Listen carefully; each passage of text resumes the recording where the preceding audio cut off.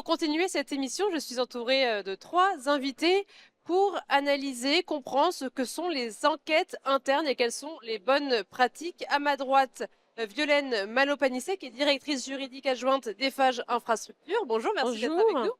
Patricia Eck, vous êtes directrice Compliance Europe chez Biocon Biologics. Merci d'être avec nous. Bonjour.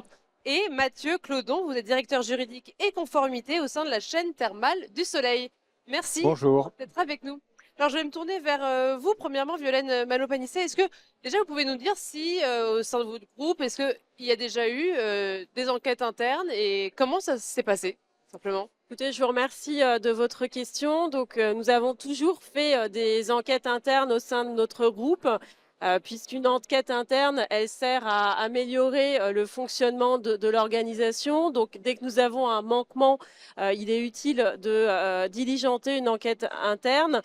Pour autant, ce que je peux vous dire, c'est que ces enquêtes internes, elles étaient pas encadrées jusqu'à ce que nous ayons des normes qui nous y contraignent. Et en fait, c'est avec le dispositif de signalement professionnel que nous avons développé le recours à l'enquête interne, puisque nous devons faire des réponses aux lanceurs d'alerte et apporter ces réponses sur la base d'un rapport d'enquête.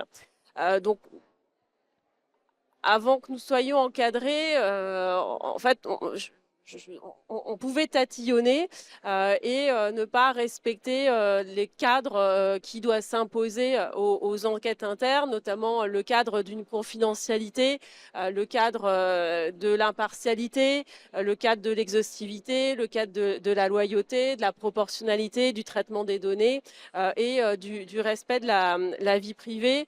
Donc là, aujourd'hui, en 2024, on se professionnalise dans le fonctionnement de l'enquête interne. Et en fait, nous avons 2 types d'enquêtes internes, des enquêtes que nous réalisons avec nos moyens propres, des équipes propres, sous pilotage à chaque fois de notre direction générale. Donc, Avec au une titre, procédure, du coup, interne. avec une procédure au titre de l'engagement de l'instance dirigeante qui va nous fixer les objectifs de cette enquête interne aussi, quelles sont les investigations attendues, sous quelle forme et dans quel délai.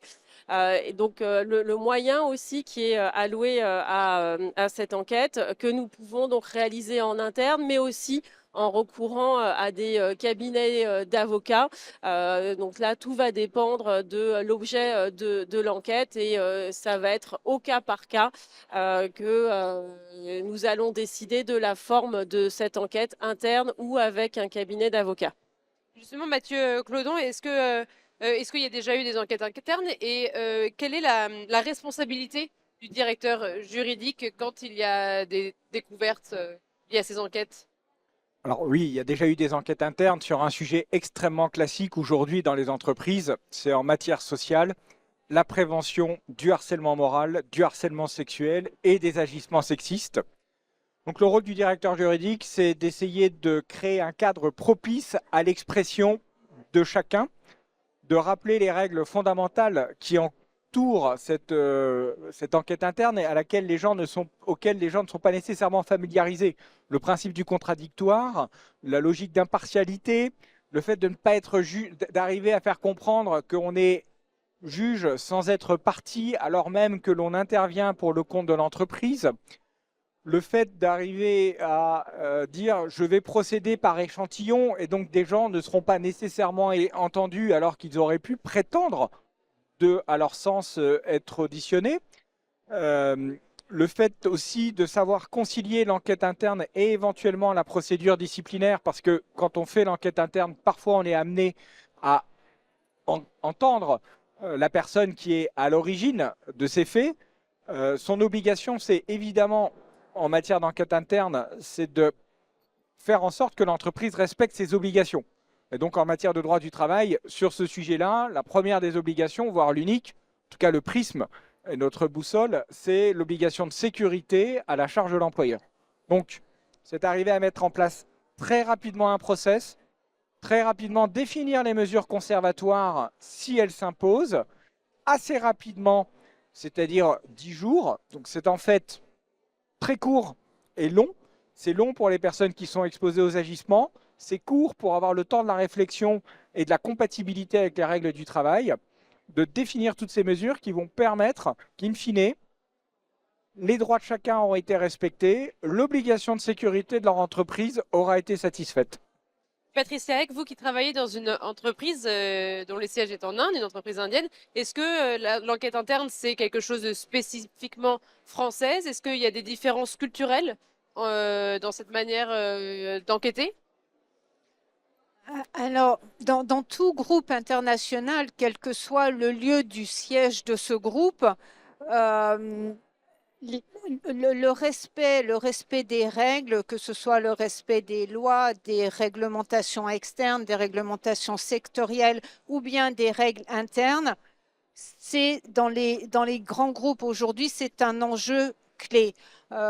Puisque que ce soit sur les marchés, que ce soit dans le cadre de gros partenariats, que ce soit vis-à-vis des clients, des actionnaires, le côté éthique et compliant de l'entreprise constitue réellement une valeur ajoutée pour l'entreprise. Donc, chaque grand groupe aujourd'hui et chaque entreprise en général prend de plus en plus en compte cette notion d'éthique, d'intégrité et de compliance. Donc, concernant les enquêtes internes, il est important au départ d'être clair sur quels sont les faits reprochés, dans quel secteur d'activité on se trouve, puisque vous avez par exemple des groupes qui sont multisectoriels avec des réglementations qui vont différer d'un secteur d'activité à un autre, par exemple le secteur de la santé avec le secteur de la distribution automobile, par exemple.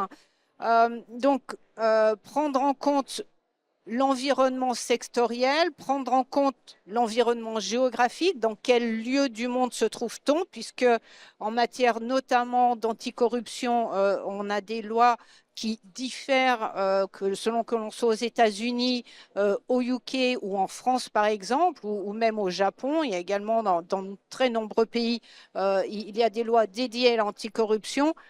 De prendre en compte tous ces enjeux-là en amont du démarrage de l'enquête interne pour vraiment définir quelles sont les bonnes personnes pour permettre la conduite de cette enquête interne et savoir réellement ce que l'on doit chercher. Mais oui, c'est un vrai sujet d'importance, c'est un sujet d'importance internationale et on l'a vu au cours des 10 dernières années avec un développement de plus en plus grand de toutes les règles en matière d'éthique compliance.